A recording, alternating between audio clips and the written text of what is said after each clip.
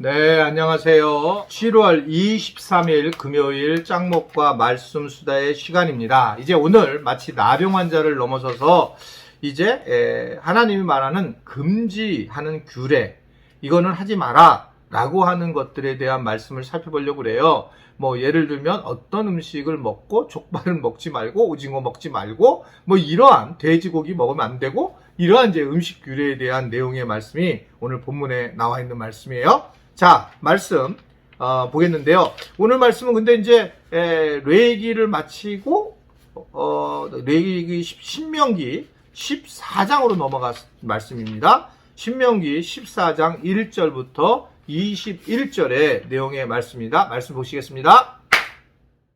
너희는 너희 하나님 여호와의 자녀이니 죽은 자를 위하여 자기 몸을 베지 말며 눈썹 사이 이마 위에 털을 밀지 말라.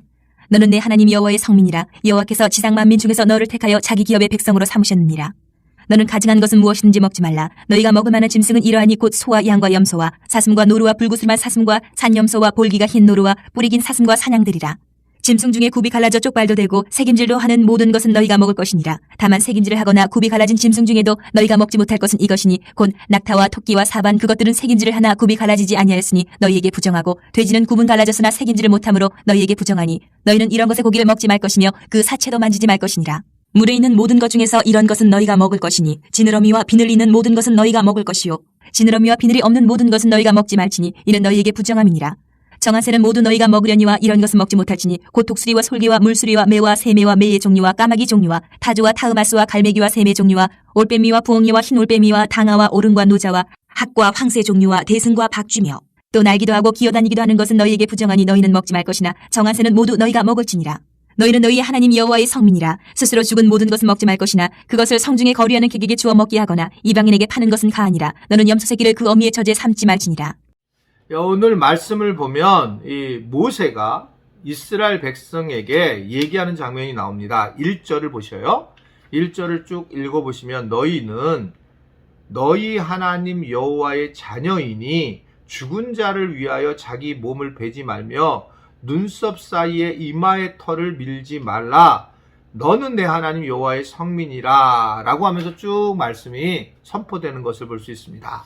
이스라엘 백성들이 이제 마침내 가나안 땅에 들어가려고 할 때에 하나님이 이들에게 가장 강력하게 얘기한 것은 너희들은 성민이라, 하나님의 거룩한 백성이라 라고 하는 정체성입니다.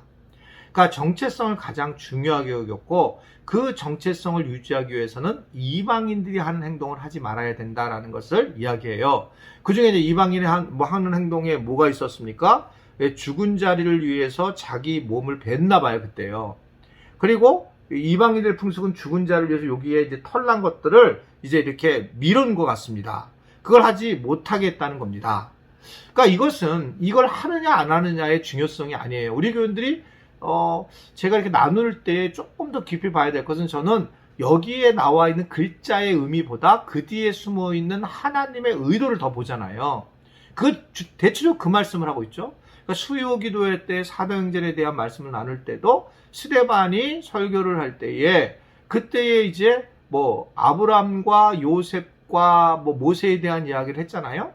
그런데 그때의 스데반의 그 어떤 설교는 이들이 탁월하게 한 것이 아니라 실패를 많이 했는데 그 실패를 넘어서서 일하시는 하나님에 대한 설교를 한 거예요. 그 배후에 있는 하나님. 그러니까 오늘 말씀도 우리가 생각할 때에 이 말씀 뒤에 있는 하나님을 봐야지 그것을 겉으로 드러난 것으로, 그래서 여기에 절대 면도하면 안 되고 그것만을 의미하면 안 되는 거죠. 즉 이방인들의 규례를 따르지 않는 거죠. 그래서 바울이 이방인 세상 사람들의 풍조를 따르지 마라 라고 그렇게 말씀을 하고 있죠. 거기에 휩쓸리지 마라. 그래서 이스라엘 백성들은 성민인데 너희들이 그곳에 가서 똑같은 행동을 취하게 되면 그 사람들이 이스라엘 백성들을 하나님의 백성으로 보지 않게 되고 결국 하나님이 그들에게 하나님의 아버지라고 하는 것을 복음을 전할 수 없는 상황이 된다라고 하는 것을 이야기를 하고 있는 겁니다. 즉 가장 중요한 것이 결국 우리가 하나님의 아들이라고 하는 정체성을 가지고 살아가야 된다는 것을 말씀을 하고 있는 거라고 볼 수가 있습니다. 세상의 풍조와 가치관을 쫓아가는 것이 아니라 결국은 최고는 우리가 하나님의 아들이라고 하는 정체성을 가지고 살아가는 것이 제일 중요하다라고 하는 걸 말씀하는 거예요.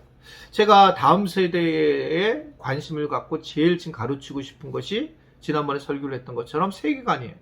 그러니까 세계관이라고 하는 것은 하나님은 천지를 창조하신 분이셔.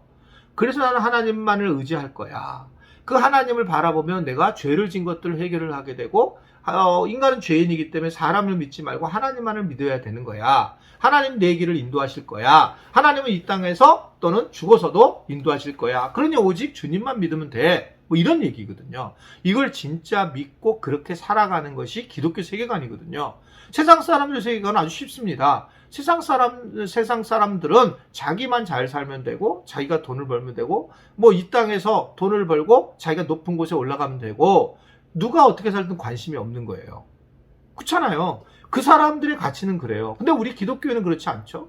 하나님을 갖다가 믿고, 하나님의 그 말씀대로 살아가다가, 그래서 결국은 우리가 세상에 나가서 하나님의 말씀대로 하나님의 백성으로 살아가고 하나님의 백성으로 살아가면서 이웃을 갖다가 사랑하는데 이웃이 그 사랑하는 모습을 통해서 야 얘는 다르네 그러면서 하나님의 사람으로 알게 되고 그가 하나님의 사랑을 내가 받고 싶어서 내 너 가는 교회를 가보겠다 하고 따라왔다가 확신반 성장반 제자반을 갖다 티를 갖다가 하면서 믿음의 성장을 갖게 되고 그러면서 결국 그가 하나님의 은혜를 아는 사람으로 세워지는 그런 모습들인 것을 오늘 우리는 말씀을 통해서 보게 된다라고 하는 겁니다. 그래서 오늘 말씀은 결국은 우리가 세상의 가치를 따라가지 말아야 된다는 겁니다. 이게 진짜 중요한 얘기예요. 그래서 우리의 기본적인 하나님의 아들이잖아요. 하나님의 아들이 세상의 사람의 사탄이 하는 걸 따라가게 되면 혼돈스러울 수밖에 없어요. 결국 가치관의 혼란이 오고 신앙생활에 어려움이 있으니 여호수아는 이 부분에 대해서 굉장히 나중에 힘들어하죠. 그래서 여호수아서를 보게 되면 여호수아가 뭐라고 얘기합니까? 이게 진짜 얘네들 헷갈려하네. 야 그러면 이제 다 때려치고 오늘 너희가 택할 자를 택하에 나와 내 집은 오직 여호와만을 섬기기로 했어 라고 말씀을 여호수아 24장에 하는 거예요. 그러니까 그만큼 여호수아도 힘든 겁니다. 세상에 나가서 자꾸 세상적인 기준을 삼는 거. 저는 교회에 있는서도 그런 사람들이 너무 많이 봐요. 자꾸 세상적 기준을 바라보는 겁니다. 세상적 기준으로 바라보면서 세상의 기준을 가지고 모든 판단을 하고 세상의 기준을 틀 안에 집어넣는 경우를 굉장히 많이 보게 됩니다. 이것은 잘못된 생각이에요. 그러니까 근본적으로 우리가 기준이 하나님의 눈으로 세계관을 갖고 세상에서도 인정하는 사람들로 살아가는 것이 바른 것이지 세상의 기준을 교회에 와서 기준을 삼는 것 또한 그건 되지 않습니다. 우리는 세상의 가치관과 세상의 풍조로 사는 사람이 아니에요. 그래서 내가 비록 잘 살 수 있고 못 살 수 있고 그렇지만 다른 사람을 행복하게 살아가는 것 좀 다르죠? 다른 사람들을 우리가 행복하는 것이 내가 행복해지는 것.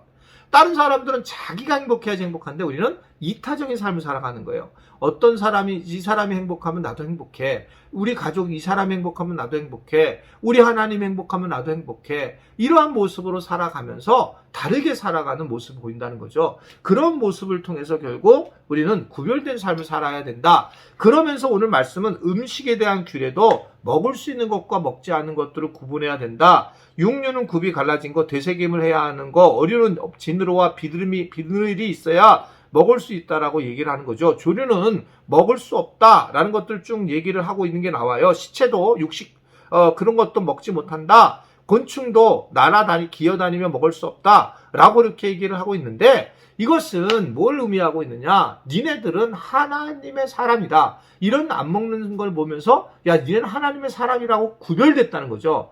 지금 그렇게 먹냐 먹지 말느냐 의미 없어요. 지금 오징어를 원래 못 먹는 거랬잖아요. 의미 없어요. 근데 지금은 그런 쪽이 아니라 너희가 이제 하나님의 사람으로 살아가느냐 아니냐. 그러니까 뭐 그런 거보다 내가 볼 때는 차라리 우리가 식당 같은 데 가서 기도를 하는 모습이라든지 그걸 보면서 그 사람이 오히려 오징어를 먹지 않는 모습이죠. 하나님의 사람으로 보이는 거죠. 내가 또 직장에 가가지고 말씀을 가지고 읽고 있다든지 가자마자 내가 말씀을 통해서 읽고 있는 모습이 다른 사람이 볼 때에는 저 사람은 크리스찬이라는 걸 드러내는 거잖아요. 이게 빛이에요. 근데 우리가 생활선교사라고 해서 완전히 숨기고 살아서는 안 된다는 거죠. 완전히 숨겨가지고 자기가 뭐 하나님의 사람인지도 모르고 그렇게 살아간다는 것은 그거는 오히려 큰 죄가 가능성이 많아요. 자기의 정체를 숨기는 거잖아요. 자기 정체를 갖다가 드러내야 되는데 이러한 율법적인 모습이 아니라 우리가 빛으로 드러내는 모습으로 살아가야 되는 것이 중요하다는 것을 이야기하고 있습니다. 그랬을 때에 하나님은 하나님의 복을 허락하여 주신다. 구별된 삶을 살아가게 하시고 진짜 구별된 삶을 살아가는 사람들은 세상 사람들이 원하는 기쁨과 달라요. 구별된 사람들의 기쁨은 하나님을 자기 하나님으로 만난 것만으로도 복이 있다.